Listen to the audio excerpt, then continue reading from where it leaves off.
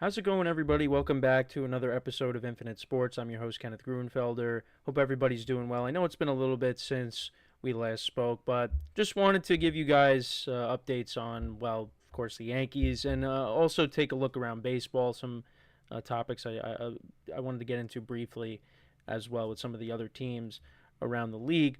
But, didn't do any videos on the Houston series, which we'll talk about today, as well as get into the first couple of Twins games. The first two games, the final game is tonight. Joe Ryan against Cam Schlittler. So the Yankees have taken those first two games. They handled their business there. But I wanted to get into the Houston series. It was the first time the Yankees and the Astros faced off in 2025. The Yankees have done well in the regular season against the Astros the past couple of seasons. Although the way the Yankees have been playing as of late, I wasn't really confident going into the series that they were going to take it. Astros have been playing well, but now they're tied with the Mariners on top of the AL West. The Mariners are playing really well since the trade deadline. But yeah, I wasn't very confident going into the series. And the way the series played out, I mean, the Yankees were fortunate that they were able to take one game. They could have taken two. They could have taken at least the first two. But they lost in extra innings once again. And everybody was all over Aaron Boone because, once again, Devin Williams got put in a big spot, a high leverage spot, and he couldn't get the job done. And, that's why you have this outcry over Boone. Is just, and I get it. Boone has confidence in his players, puts Devin Williams out there, and he's hoping that he's able to find it, but, he didn't. And the Yankees ended up losing in extra innings 5-3. But the Yankees faced good pitching in that series, the first two games. You had Hunter Brown going in game one, and then you had Framber Valdez, who the Yankees were able to get to in Saturday's game. Framber Valdez, didn't really bring his A game, but he also hasn't been pitching well as of late. I think against the Red Sox, he didn't pitch well. So, but yeah, 5-3. Yankees pretty much were getting shut down the whole game, but then they ended up tying the game, at 2-2 in the bottom of the sixth inning. Of course, when the Astros come to town, you're expecting plenty of F. Altuve chants. And, of course, first inning, he hits a two-run homer. So here's a little PSA for Yankee fans. Can we just stop? Can we stop with that? What are you accomplishing by doing that? You're only just motivating him even more when he comes to the plate. And it's not the only time he homered in the series. He homered in the third game as well. Carlos Correa was reacquired by the Astros from the Twins, and of course he homers. He had a good series as well. Both players, of course, had good series because they do well against the Yankees, both in the regular season and especially in the postseason, which I don't know if these two will face off in the postseason. Astros, I think, will be there. I don't know if the Yankees will. They're still clinging on to that third wild card spot. But Houston's going to make the playoffs. The Yankees, we have to wait and see because you're fighting with the Guardians, who also sold off at the trade deadline. So that's who the Yankees are competing with right now for the third wild card spot. But they have it right now. But yeah, can we stop with the Altuve chants? It's not accomplishing anything. It's not. It's just only making Yankee fans look more foolish. But they're going to continue to do it. Heck, they do it when he's not even playing. When they're not even playing the Astros, they do it. So I don't partake in that nonsense because it's just it's ridiculous. It really is. But yeah, so Altuve led off the game with the two-run homer. Got things started off with a two-run homer. He was batting, what was he batting, third in the order? Yeah, he was batting third in the order. He had a couple of hits. But the Yankees put up a two-spot in the top of the sixth inning. They weren't really getting anything going until the bottom of the sixth. Ben Rice had an RBI single, Aaron Judge an RBI single to tie the game. But yeah, then Devin Williams comes in and, gives up 3 runs in the top of the 10th inning. So, obviously the inherited ghost runner, it's Altuve. Correa singles. It was a good pitch that Williams threw, but Correa went down and got it, drove in a run. Christian Walker grounded out. This was the first out of the inning. Then Yainer Diaz drove the ball out to right field. Ahmed Rosario looked like he caught it. He didn't. Grisham ended up getting the ball and throwing into second base to get the force out. But Rosario ended up getting hurt. He's on the IL now, but he should be out the minimum 10 days. And then Taylor Trammell, former Yankee, he was a Yankee for a brief moment. He homered, a 2-run homer to make it 5-2. Yankees did get a run in the bottom of the 10th inning, but they ended up losing. So, yeah, Aaron Boone's explanation at the end of the game was, the bullpen was a little bit thin, and, that's why they went to Williams. I get keeping Williams in against the righties, but I think against Trammell, I don't know why you couldn't just put Tim Hill in. I feel like that would have made sense, lefty on lefty, but he didn't do that. So, yeah, Devin Williams once again gets put in a tough spot. He's not able to deliver. At this point, and he was very good on Sunday in a low leverage situation, got through the side of the order, clean. That's what he's got to do, pitch in low leverage situations. He can't be in any kind of high leverage situations. But, if the bullpen is thin and guys aren't available on certain days, then you could see him in high leverage situations, which at this point the Yankees can't afford that because they are hanging by a thread with the final playoff spot in the American League right now. So it's just, they're in a tough spot right now with that. But I will explain why over these last couple of days against the Twins, even though you could kind of take these wins with a grain of salt, there is, obviously there is meaning behind it because they won 2 games in a row, but it also helps out the bullpen, which we'll talk about. But yeah, so they lose on Friday. Then you have Old Timers Day. It was good to see the Old Timers game was back. However, Mariano Rivera ended up popping his Achilles out in center field. So that wasn't great. And that, if you go back to 2012, same thing. Playing the outfield, was shagging fly balls out there, and then he ended up, tearing his Achilles, doing that as well. Now, obviously, he's older, so, not really, being super active. I mean, he loves to play in the Old Timers game. He had a base hit off of Pettit in the game, but yeah, he ended up tearing his Achilles, playing center field again.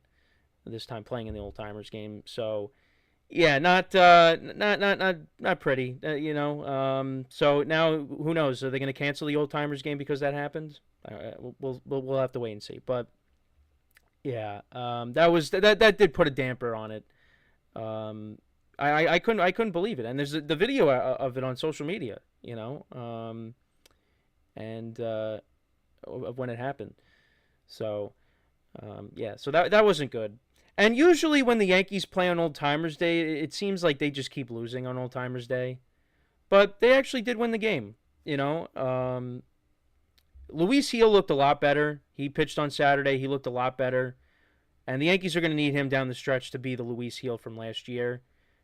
With Max Fried struggling and Carlos Rodon. Although Rodon was better last night. Again, it was against the Twins. But you need guys to step up. And Will Warren has stepped up, who pitched well in the first game against the Twins. But we need Luis Gil to look like the American League Rookie of the Year from last year. And he did, 5 1/3. He did give up 6 hits, but 7 strikeouts, 2 earned runs, 1 walk. Did give up the home run to Jeremy Pena to start off the game. But the Yankees did answer in the bottom of the first inning. They put up a couple of runs. Stanton got walked with the bases loaded, so that forced in a run. And then Ben Rice had a sac fly. Correa tied the game in the top of the 4th. Giancarlo Stanton then singled to drive in a run. Ben Rice grounded into a double play, but that made it 4-2. But then in the top of the 8th inning, Astros put up a 2-spot. Camilo Doval comes in, and he can't throw to second base. It was an easy double play. It got the Yankees out of the inning, and it was a ground ball to him, back to the pitcher's mound, and he throws it wide of Volpe, sidearms it. Volpe comes off the bag, and Andy Pettit was in the booth, and he said it looked like Volpe turned his ankle, but Volpe's been fine. Homered last night. That wasn't good. And then, yeah, the Astros capitalized on it. These are the mistakes that the Yankees continue to make. And when you do it against good teams, like the Astros, they're going to capitalize on it. So, yeah, Christian Walker ended up getting walked with the bases loaded. They put in Bednar, but he ended up pitching very well after that. He got Yainer Diaz to strike out, and he also got Taylor Trammell to strike out as well. So it was 4-4. And then Trent Grisham comes up, and it was interesting because he initially called time on the 2-2 pitch, and it ended up being a ball, so it was 3-2, and then he homers on the next pitch. And once again, Trent Grisham hits another big home run for this team. That was his 21st of the year.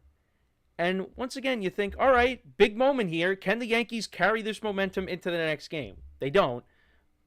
But, yeah, Bednar ended up closing out the game. Yankees get the win, so they tied the series. Actually, no, he didn't get the. Oh no, he got the win. Sorry, he got the win, didn't get the save. But he picked up. The Yankees pick up a win there. So now you go into Game 3 on Sunday, and I mean, I felt good going into the game because the Astros named their starter pretty late. Jason Alexander. Now, it's not George Costanza, but, basically the Yankees could not hit George Costanza. That's what happened. And Max Fried was going for the Yankees, and he hasn't been great. He has not been great as of late, and kind of ran into some tough luck in the 5th inning. But yeah, already Altuve comes up in the 1st inning. He hits another home run. I mean, it's the Yankees just can't get the guy out. Christian Walker then had an RBI double in the top of the 3rd. That made it 2-0. Yankees just couldn't get anything going in this game. But then in the 5th inning, Fried ran into some trouble, and it looked like he got a strike 3 call. I think it was on Cam Smith, but it ended up being a ball. And then, of course, he's singles to right field. That scored a couple of runs. And at that point, you're like, the Yankees are not coming back. But yeah, Jason Alexander, who was coming into the game with almost a 6 ERA, I mean, he shut the Yankees down. Walked a few guys, struck out 3 guys, only gave up a hit. Yankees were getting no hit through what was it, the first 5-6 innings? Couldn't get anything going. So they did get a run in the bottom of the 7th inning, which I didn't expect them to get the run because it was hit so shallow. But Ryan McMahon hit a fly ball out to left field. It was shallow, and Jazz scored from third base. Jazz with aggressive base running. He ends up scoring to make it 4-1. But that was the only run that they scored. Correa, he homered later in the game off of Tim Hill. Ramon Arias singled. That drove in a run. But that actually was a blooper in the no man's land. It ended up dropping. Bellinger picks the ball up. He throws it, and the ball just goes sideways on him. It was like, I don't even know how to explain it. Well, it was just, you just laugh at it. You just laugh at moments like that because, that's all you could do, really. But yeah, he ends up throwing the ball. The ball slips out of his hand, and it just, the run ends up scoring. And then Dubon ended up singling. That made it 7-1. Yankees went down quietly. So that was a 3 spot in the 9th inning. The Astros had 12 hits to the Yankees 3. Fried's now 12-5. I mean, his ERA was, below like 1.5 at one point. Now it's almost up to 3. It's at 2.94. And he's 12-5 on the season. But yeah, it's just, if you're like a hardcore Yankee fan, just watching that series, the way the Yankees are playing, obviously, it's been depressing in its own right. But just the Astros, now they get Correa back, and he's, doing well against them again. It's just all those old feelings from against the Astros, they've come back. I mean, it was, a vacation last year. Yankees went what? They went 5-1 against the Astros last year. No, 6-1. 6-1 against the Astros last year. They swept them the first series of the year, and then at the stadium they took 2 out of 3.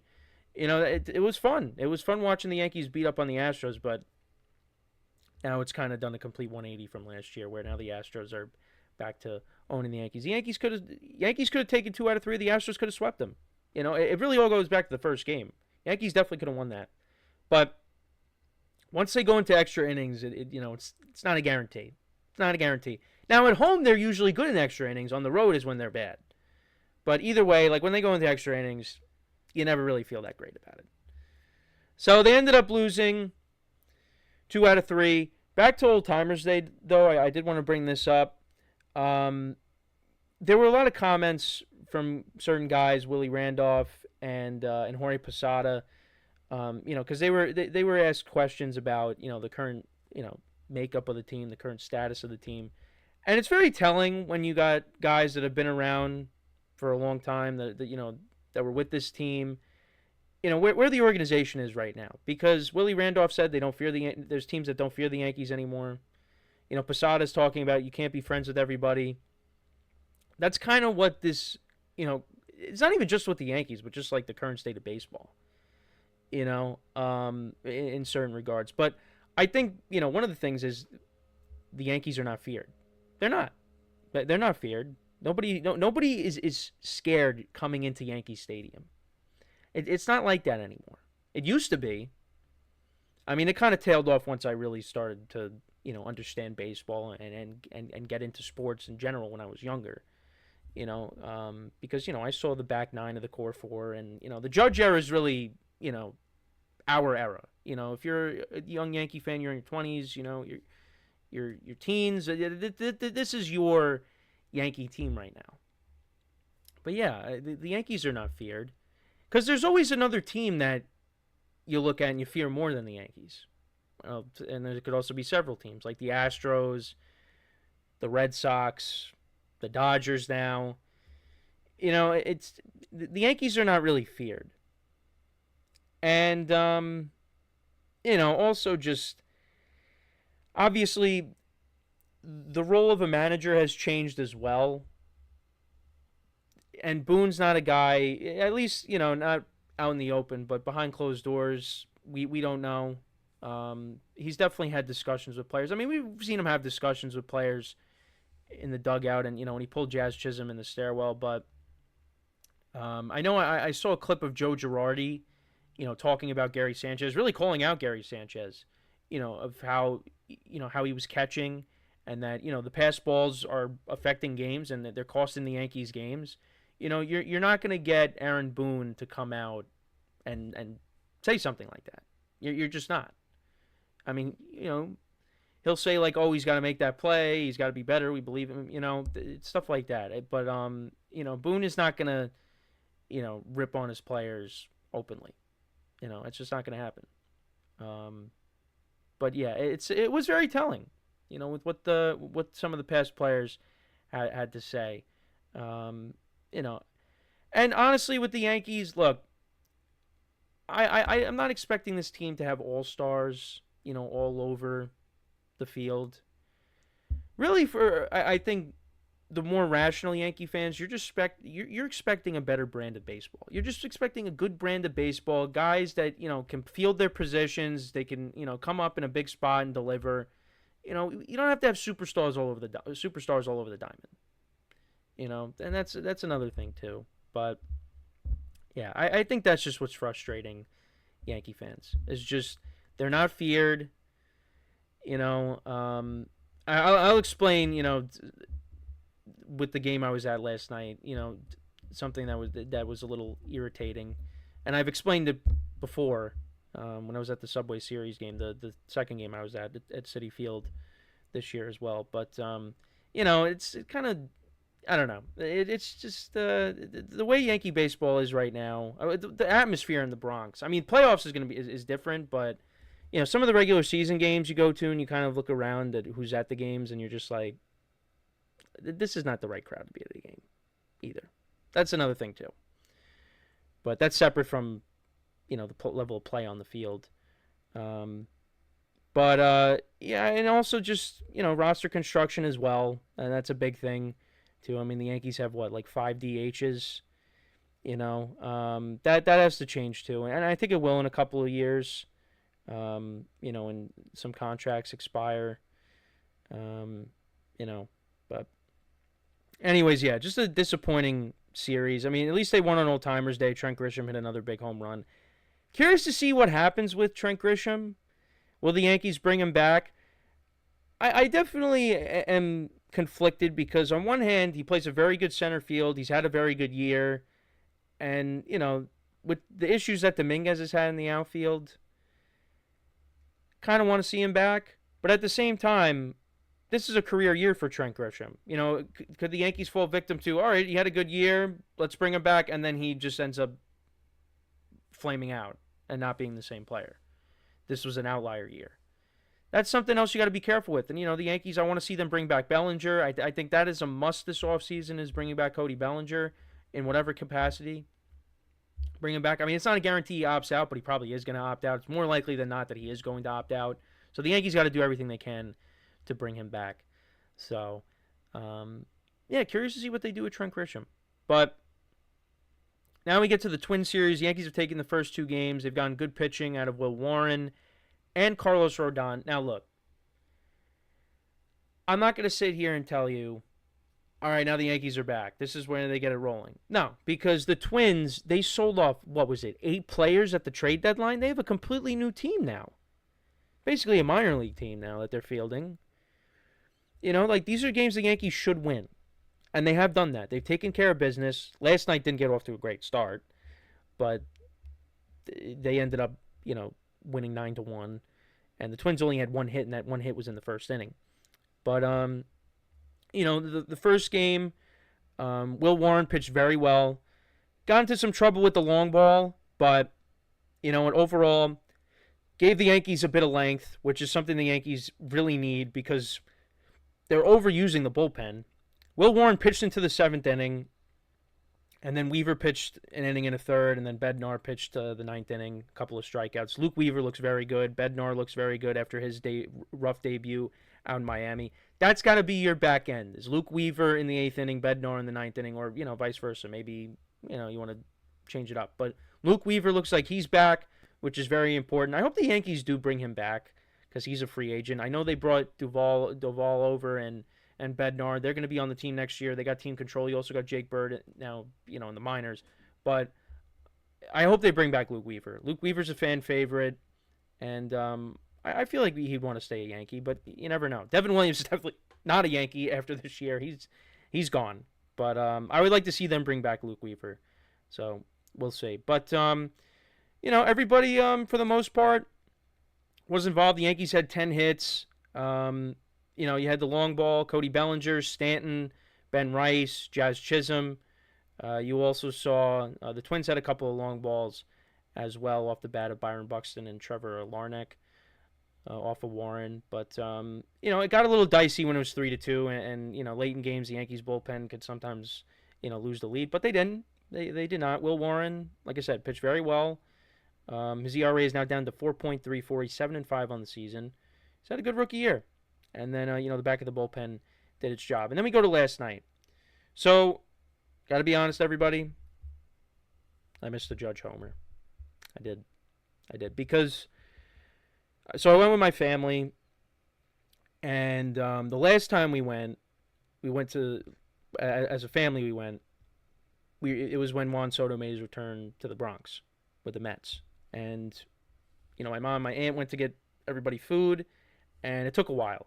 Because, his Yankee-Met game is, packed crowd, sold out basically, and, the lines were jammed.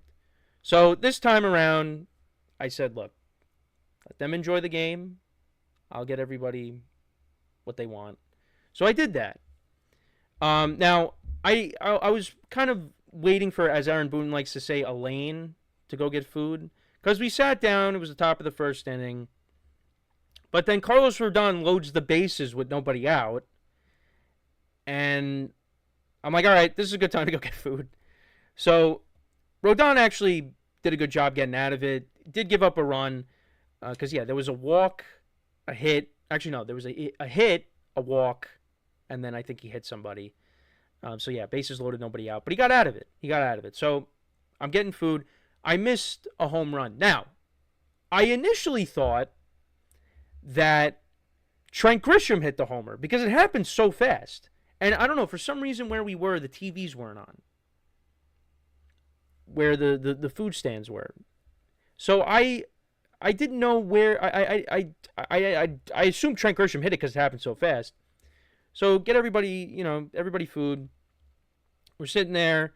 Judge comes up, and I didn't look at my phone. Like I just, because I was like, oh yeah, the Yankees hit a home run. Trent Grisham, it's tied, whatever. And then I'm saying, all right, well, hopefully Judge can hit one. And then everybody in my section, including my family, is saying, no, Judge hit it in the first inning. I'm like, Judge? I thought Trent Grisham hit it. And they're like, no, Judge hit it.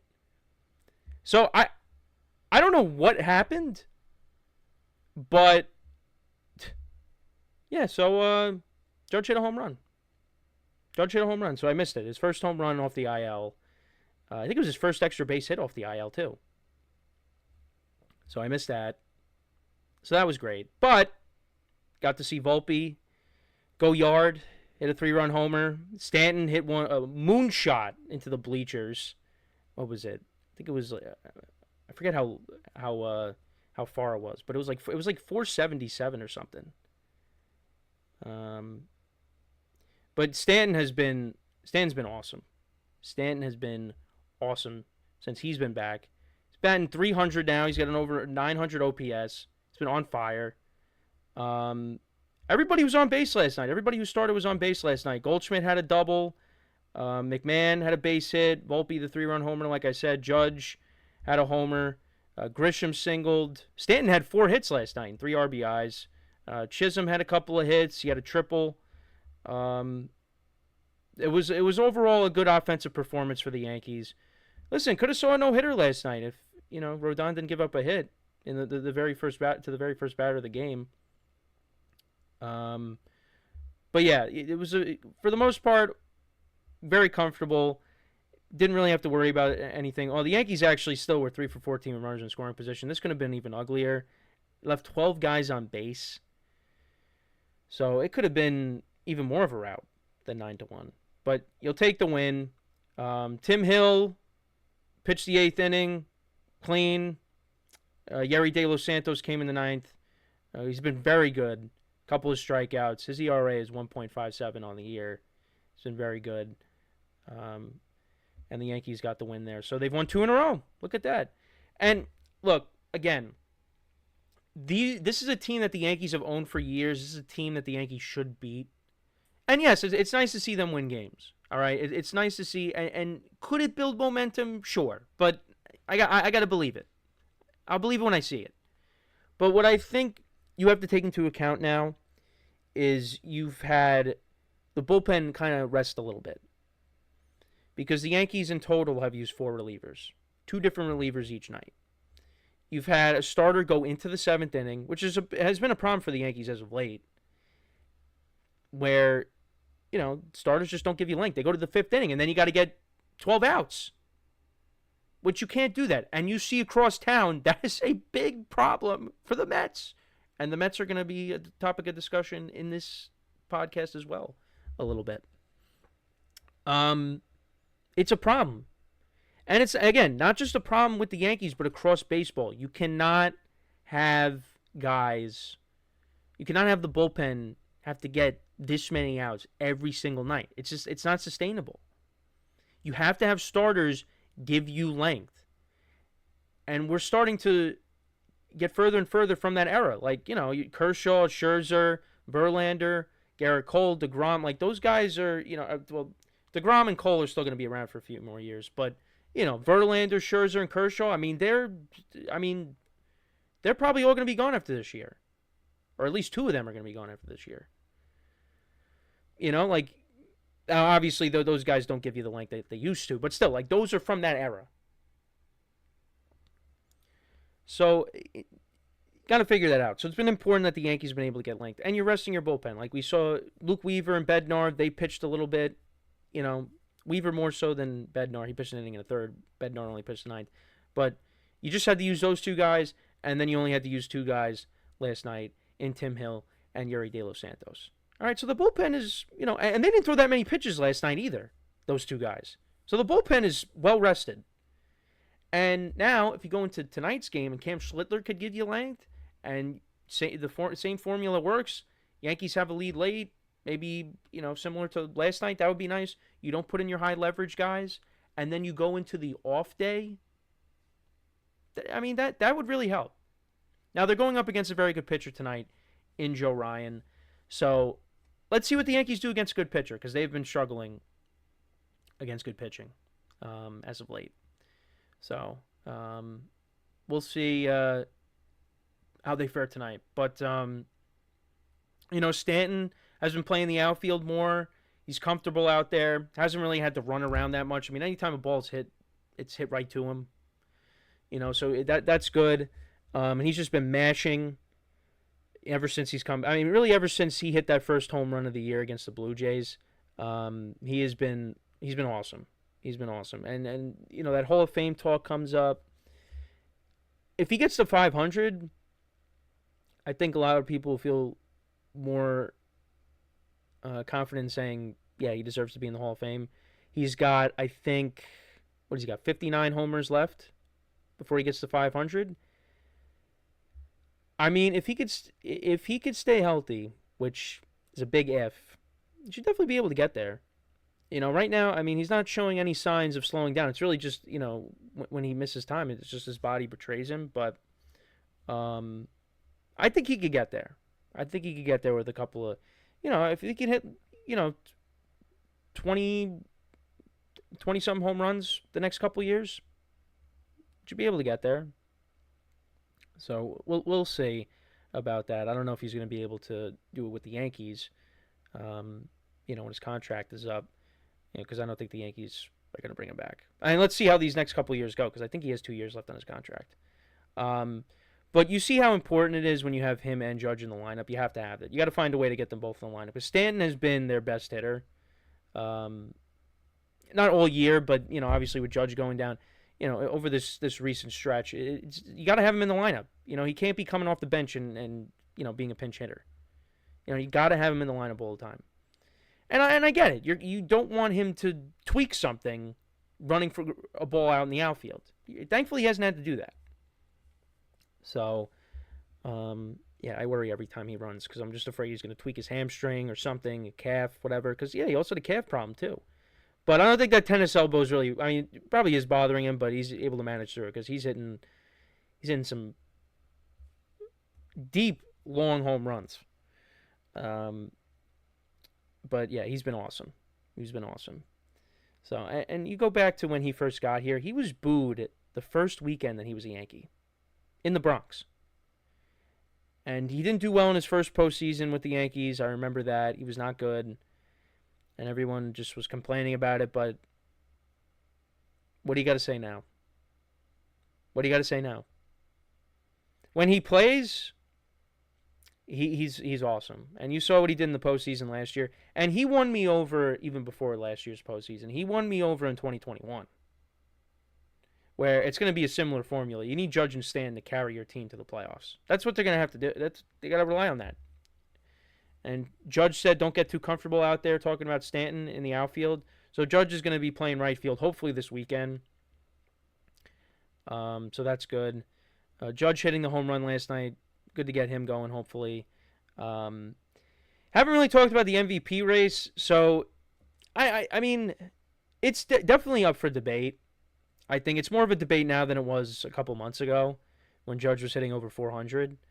And now he's gotten hurt. But Cal Raleigh has taken a stronghold on the home run lead. I think he's at 45 now. So I don't think Judge is going to catch up to him there. So I was wrong there. I thought Judge was going to catch up to him, but he never did. But him getting hurt didn't help. Cal Raleigh also is in the lead in RBIs as well. So I was kind of hoping for Judge to win the Triple Crown, but it's not going to happen. Batting average, I think he's got a decent lead. OPS, he has nobody's catching up to Judge's OPS. But it's definitely up for debate. Now you could see a scenario where, you can have voters that are going to say, well, Cal Raleigh, what he did at the catcher position. I mean, and if the Mariners didn't have him, would they even make the playoffs? I don't know if that's really going to be the main argument, but really the main argument is going to be the fact that he's doing it as a catcher, a switch hitting catcher. Hitting close to 60 home runs. I mean, is it possible he could break Judge's record? I guess it's still on the table. He's still got a month and a half left in the season.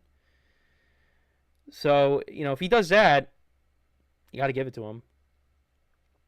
But there is still time left. So, but yeah, it definitely is up for a debate. I don't think you could just say it's not a debate. There's a debate. There's a debate. With Judge kind of slowing down and being out for a week and a half, I think that there's a little bit of a debate. But Judge is batting over 330. He's got an 1100 OPS. He's going to hit 50 home runs and 100 RBIs on the year, 100 RBIs plus. Right now, I'd probably still lean towards Judge, but again, we still got a month and a half left of the regular season here, so. But yeah, Judge and Stan gotta lead the Yankees to the promised land, because that's who it has to be, and the pitching's gotta stabilize. I think the bullpen is gonna stabilize here, hopefully. Starting pitchers gotta give them more length, which last couple of nights they have, but we gotta see that against good teams. Gotta get Max Fried right, because if Max Fried is not right, Yankees are really going nowhere. So, and they still might not go anywhere. It's not a guarantee they make the playoffs. So, look, again, nice to get 2 wins here, but there's still more work that needs to be done, and they need to go up against good teams and do this. You can't be going up against a team that sold their entire roster, basically. That's an exaggeration, but still. You need to do this against the teams that are ahead of you. They beat Seattle, but Seattle's a different team now than when the Yankees last saw them because, you had a Josh Naylor and Eugenio Suarez, who hasn't been doing well since he's gone over there. He has 1 home run. But the Mariners are winning games. They don't lose. And now they're deadlocked in a tie on top of the AL West. But you need to go up against the Red Sox. Like, they have a tough stretch coming up where it's Houston, the Red Sox, the Blue Jays, and the Tigers. And I will be going to one of those Tiger games, I think September 9th. So, yeah. That's going to show us what the Yankees are really made of. But I actually did want to go back. Sorry. Back to the Twins game I was at last night. So, when I was talking about, like, the atmosphere of the Yankees, regular season games, and how some people, I just feel like, why are you at the game in the first place? Once again, and this was a lot worse than the Mets game I was at, and it's not like these people were in the way, but they go to the game, these people, and they're just taking pictures the whole time. While the game is going on. Not even paying attention to the game, just, taking pictures, taking selfies, group photos. Like, it's like, oh, I'm in Yankee Stadium. Like, this is great. You don't care about what's going on the field.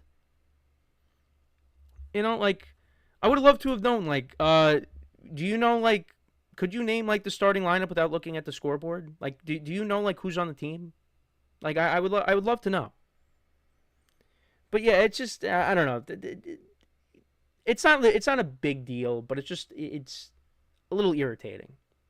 Because you got the hardcore fans. There's some people that just can't afford to go to games, right? Because, especially in the playoffs World Series tickets last year, I could not believe the prices to go to a game. And I was tempted on going. Thankfully, I didn't. But I was tempted on going. But there's just some people, they don't have the ability to go to these games. But you have people that come to the games that don't even pay attention to the game. They're just taking pictures, of them at the game. And then for the most part, some of these people are just on their phones, not paying attention at all to the game after the fact. So yeah, that was a little annoying. And also just everybody, there's always people constantly getting up out of their seats. The only time I get up, look, I'll get my food before the game if I'm lucky. It's kind of overlapped with the game. That's why I missed the Judge Homer and getting food. But I'm in my seat the entire game. I'm not trying to get up. All right? And then I did get up to go to the bathroom, but that's it. I'm not after every half inning going into commercial break, I'm not getting up. What are you getting up for? I guess, stretch maybe. Nah, I doubt that. But still, can you just do what you need to do at the beginning and just stay in your seat the entire game? And then after the game, you want to take pictures? Go ahead. But there's a game going on. That's what you focus on. And then you do the photo shoot afterwards. Or, yes, you could do it in between innings. All right? But not when the game's going on. I don't know. And then also, from the grandstands, because we were up in the 300s, in the grandstands, there was people throwing garbage at us. Now, I don't think they were intentionally throwing garbage at myself and my family. It just happened that we happened to be, in the crossfire. But, we had a hamburger wrapper get thrown at us, a ketchup container getting thrown at us, the little plastic ketchup cup that you fill up. And then I don't even know what else. It was like another wrapper. There was just, like, who's doing that? And if it's a young kid, if you're the parents, what are you doing? Can you discipline your kids, please? And again, I don't know who it was, but it was coming from the grandstands, I think. They had to be really wailing it. Like, oh yeah, I'm not going to throw my stuff out. Just throw it. Have no respect. No respect. Sorry, I had to go on a little bit of a rant there. But yeah, there was a couple things that just irritated me. Look, I'm not saying you don't have to, like, don't take pictures when you go to a game. All right, but just, do it in between innings. Be more aware of your surroundings. Be more aware. That's all I'm saying. All right? I'm going to get canceled now. Anyways, yeah, so they won the Yankees won 2 games against the Twins. One more thing on the Yankees. So Clint Frazier has been making headlines. He was kind of talking about Aaron Boone and the analytics that have kind of taken over the Yankee organization. And he basically said things that we kind of already knew, that it's kind of a collaborative effort between the manager and the front office. Like, the front office, the analytics department will make a lineup. Boone will make a lineup. They'll kind of collaborate, and, they'll put out a lineup that they both agree with. Things like that. And that's why, you can't really, like, for some managers, you can't really, like, get a gauge on them because they're not really making all of the decisions. Now, there are certain decisions that you could, point to Aaron Boone and blame him for, like, putting in Nestor Cortez, who hadn't pitched in a month and a half in the World Series, constantly putting in Devin Williams. I mean, go back to 2021, all right? Not as good as Devin Williams, but Andrew Heaney. Remember when the Yankees got Andrew Heaney and they kept putting him in, and he was blowing games too? I remember that. It's like that. Like, why are you constantly doing that? Like, Boone's mismanagement of the bullpen, and also, just the lack of fundamentals that this team shows at times, you could put that on the manager. But other than that, I mean, it's not like it once was. It's just not. It's not. But yeah, he had a lot to say about that. So that's why when and he also said, again, what many people already know, is if the Yankees were to, let's say, fire Aaron Boone at the end of the season, they're not going to bring in, a Buck Showalter. They're not going to bring in, like, I would have loved for the Yankees to maybe, if they had the opportunity to, is to go and get Terry Francona. Obviously Bruce Bochy came out of retirement. Like, they're not going to get one of those guys. It's just not going to happen. They're going to get somebody else that buys into the analytics like Aaron Boone, and it's going to be the same kind of thing. But Joe Torre, he said you got to get analytics is good, but you also need to get a feel for the game. You can't be so stuck up on the analytics, on the numbers. And I agree with that. It needs to be a mix of both. And I feel like at times, like, Boone's going to trust his gut. I feel like we have seen that. Maybe, it kind of gets lost in everything, in the madness. But I think there are times you could say Boone did manage with his gut. Definitely. I can't give you an example off the top of my head. I guess maybe when, you have Garrett Cole or Carlos Rodon saying, I'm not coming out of this game, I guess, that's kind of get a feel. Like, all right, I'm trusting my guy. Like Garrett Cole in 2021. He threw 130 pitches and shut the Astros out. Boone went out there. Cole said, I'm not coming out of this game. So Boone's like, all right, sticking with you. I think the same thing with Bednar, right? I think he went out to Bednar recently, and Bednar stayed in the game. I think, right, it was against the Rangers, and he got out of it. So I guess that counts as, getting a feel. You're getting a feel for what your pitcher's mindset is at. And I gave you that example. I brought up the blessing and a curse. Boone trusts his guys, which can be a blessing, but it can also be a curse because, you put in Devin Williams in big spots, he doesn't get the job done. So, yeah, look, Clint Frazier basically said everything. A lot of the stuff he said we already knew. So, but, it is interesting that, he's coming out and saying it. He was another a prospect that, didn't pan out for the Yankees. That was the trade they made with Cleveland. They traded away Andrew Miller. I really wish they never traded Andrew Miller. I think if the Yankees would have kept Andrew Miller, maybe they get past the Astros. Maybe. Maybe not. But look, and the thing is with the closer situation, speaking of Andrew Miller, I don't need a closer to be Mariano Rivera. No. I don't need, and I see on social media now, there's people are posting Aroldis Chapman posts. how they miss him as the Yankee closer. Took him for granted. For me, I need you to be Andrew Miller. I need you to be David Robertson. That's what we need. That's what I need out of you. I don't need you to be the greatest closer of all time. And Chapman, towards the end of his Yankee tenure, had a lot of meltdowns. But Chapman was very good. Chapman, the bad moments were very bad. But he did have a lot of good moments, too. Like, when the Yankees first got him in 2017, he was very good. He was very good. But, towards the end there, it got rough. Of course, I was at the Angels game where he gave up the grand slam. He blew a lot of games, towards the end of his Yankee tenure. But he was good. But I need you to be Andrew Miller, right? Andrew Miller was the closer for, a year and a half. And he was awesome. I don't know how many blown saves he had. If any, they were very little. That's what I need. That's what Yankee fans need out of a closer, is an Andrew Miller guy. And maybe it's Bednar. So, yeah. We talked about Clint Frazier. Talked about, Old Timers Day, what the old timers had to say. We went over the Astros series. Enough with the F. Altuve chants. So, yeah, Yankees right now, they are the final wild card spot in the American League. They are a game up on the Guardians. Went over that. Astros and Mariners are deadlocked for the AL West. Mariners have won 8 in a row. I think, what are they, 10-1 since the trade deadline? Very good. And they won 1-0 yesterday against the Orioles. Blue Jays are at 70 wins. Tigers are at 69 wins. Yankees are at 64. Red Sox at 66 wins. Red Sox right now, they have more runs scored than the Yankees. They both have around the same run differential. How about that? I mean, the Red Sox offense has been good all year.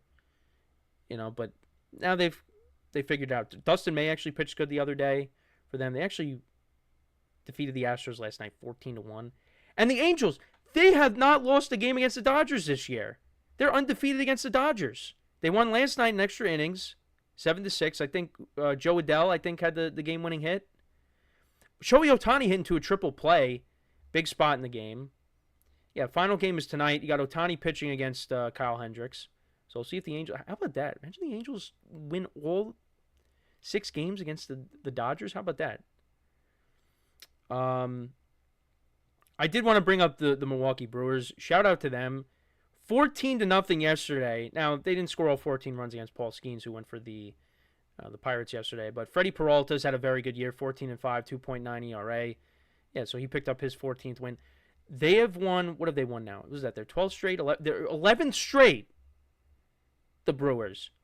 75-44 in the season. Remember earlier in the season, or not earlier in the season, but do you remember the first series of the year? They went up against the Yankees. Yankees hit all those home runs against them, the torpedo bats, the torpedo bat scandal. And the Brewers just looked lost after the first series, but that was because their pitching was injured. Now they got the best record in baseball. Go figure. They got Brandon Woodruff back. You got Mazeroski, who's pitching very well, the young pitcher. Freddie Peralta just gave you his numbers. Their lineup is good. They're scoring runs. It's a good team. And, sometimes we don't take this team seriously because, the last couple of years, I wasn't surprised that they lost to the Mets. Now, it took a dramatic home run from Pete Alonso off of Devin Williams to, get the Mets to that point. But, I wasn't surprised. And then, the year before that, they lost to the Diamondbacks, who ended up going to the World Series. I wasn't surprised by that. The Brewers lately, they get to the playoffs and they don't do anything. The last time they went on a deep playoff run was 2018. And, they lost to the Dodgers in 7 games in the NLCS. But maybe this is different. They got good pitching. They seem to always have good pitching. Let's see what they can do in October. But shout out to them. 11 straight. They have right now they're the best team in baseball. Record-wise, and they're playing like it because they've won 11 straight. The Padres and the Dodgers, they're now deadlocked on top of the NL West, with the Dodgers losing 3 in a row. The Padres have won 4 in a row. The Padres got a really good bullpen. I mean, now having Mason Miller back there, that really helps. And they got a really good lineup. So, have to keep an eye on that. And then I wanted to talk about the Mets a little bit So they snapped their 7-game losing streak last night. They beat the Braves 13-5. It wasn't pretty by any means. Um, they were winning 5-1, and the Braves ended up tying it. But then the Mets put up a 3-spot. They scored a run in every inning from the second inning to the seventh inning. They scored a run in all those innings. Spencer Strider now 5-10 with a 4.69 ERA. That's not good. The Braves have just been they've definitely been one of the biggest disappointments in baseball. I had them winning the NL East. I thought they were going to bounce back after last year, but they did not. And Acuna's hurt again, so this is just a lost season for the Braves. I don't know what's going to happen, with them in the future, but disappointing year for them. But Mets snapped their 7-game losing streak. But I wanted to congratulate Pete Alonso. He became the Mets' all-time home run leader. He surpassed Darryl Strawberry last night, hit a couple of home runs last night. I know that was something that something to pay attention to all year because I was coming up, and Alonso did it. I think now he has 28 home runs on the season. Here's a little thing for the Mets now. Re-sign Pete Alonso, okay? And I think Met fans want this. Well, I know Met fans want this. He should be a Met for the rest of his career. All right, he came up in 2019, had a very good year. Rookie season, has the all-time single season home run record for a rookie. He broke Judge's record.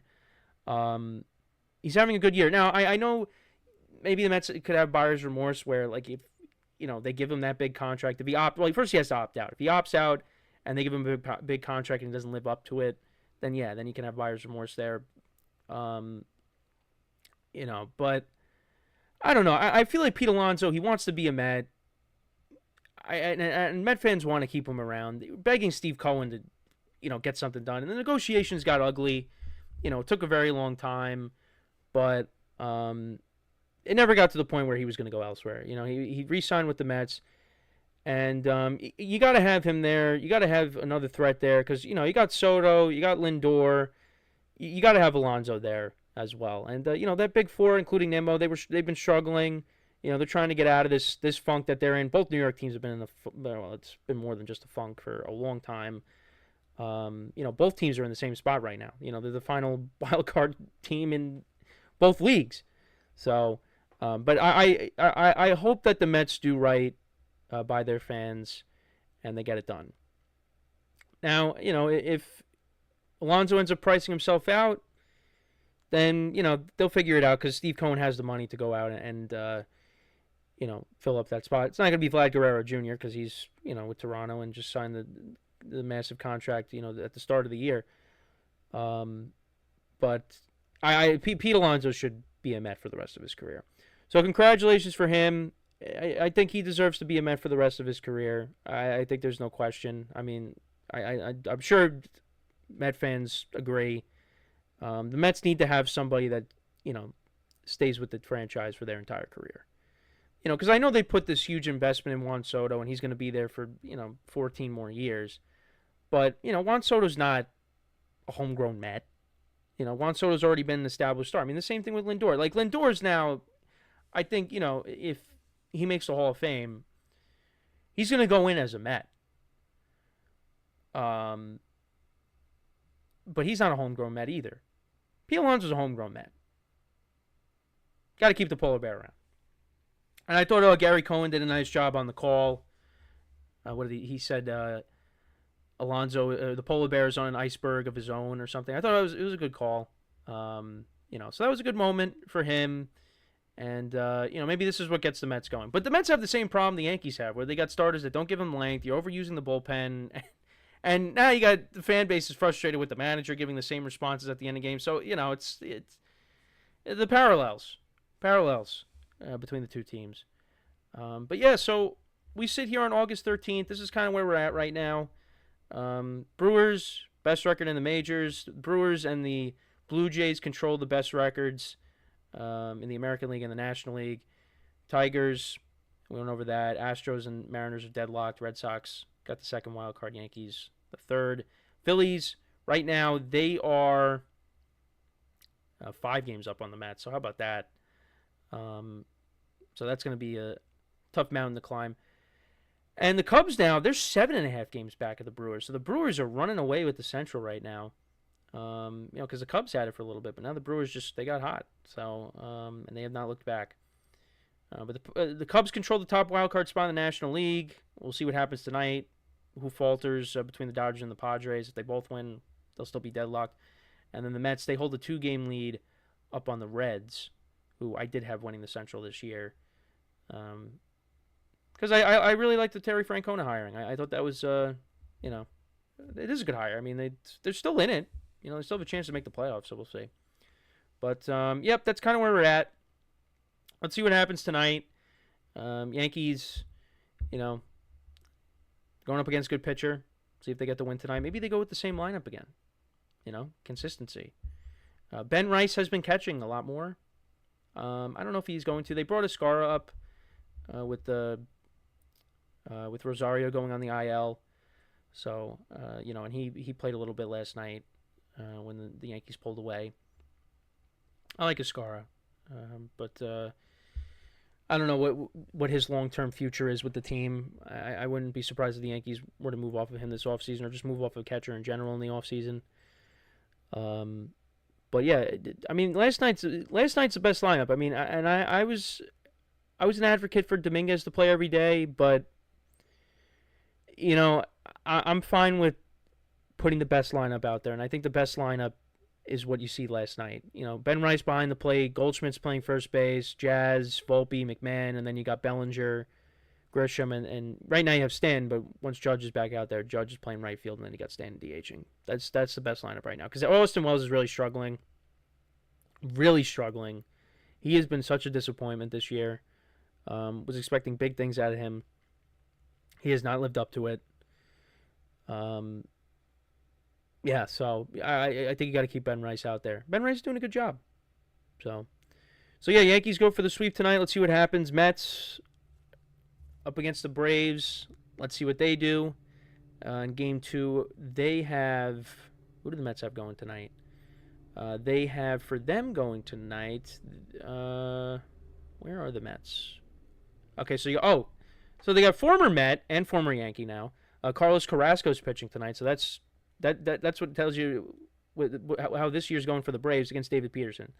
So the Mets have the advantage tonight. David Peterson has been very good for them. Was an all-star. So let's see what happens tonight. But appreciate you guys tuning in. Make sure to follow us on the social media platforms in the description down below.